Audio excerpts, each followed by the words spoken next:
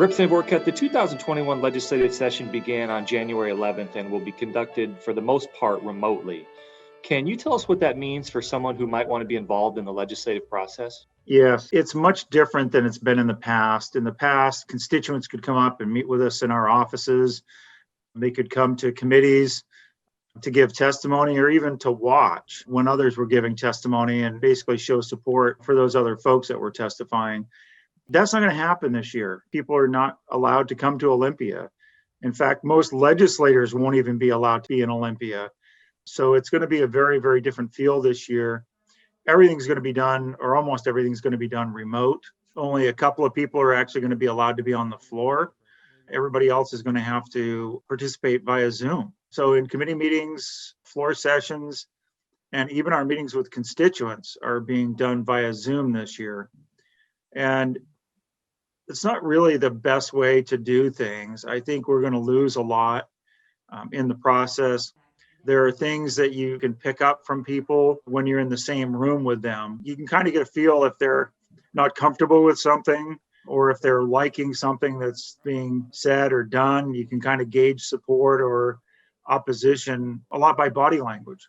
Also, when you're working in committee and you're working on the floor, you have opportunities to go and meet one-on-one and work out details on bills and turn a bill that you may not like or may be bad for your district into something that actually works for your district.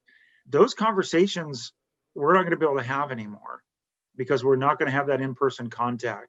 It's going to be much more difficult to build the working relationships with constituent groups and with fellow legislators in order to perfect those bills and make them something that's going to be something that's beneficial to everybody in the state and which doesn't end up being detrimental to some in our state. So it's going to be different, a lot different, but people can still be involved in the legislative process. How can they be involved? Well, we were working on creating opportunities for remote testimony. And the way those worked in the past is you had to go to, say, a community college or some place like that, some agreed to location where multiple people would go and be able to testify remotely.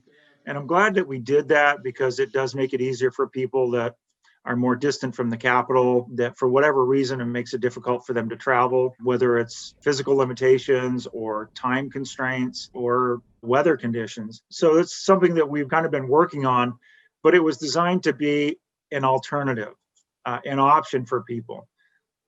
Now we're not going to have those central locations for people to go. They're going to have to do it from their own homes or from their offices. And I'm really concerned that a lot of people are going to get left out because now they don't have the option of coming to Olympia. They don't have the option of going to a site that we know there is good internet or we knew there were good connections. Now they're going to have to do it from their own homes.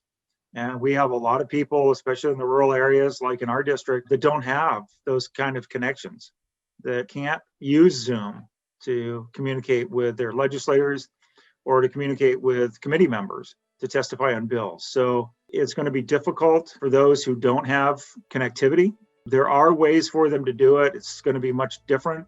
We'll be able to receive written testimony, but it's not going to be as impactful as if they're actually there in the room giving testimony in front of all of the legislators on that committee.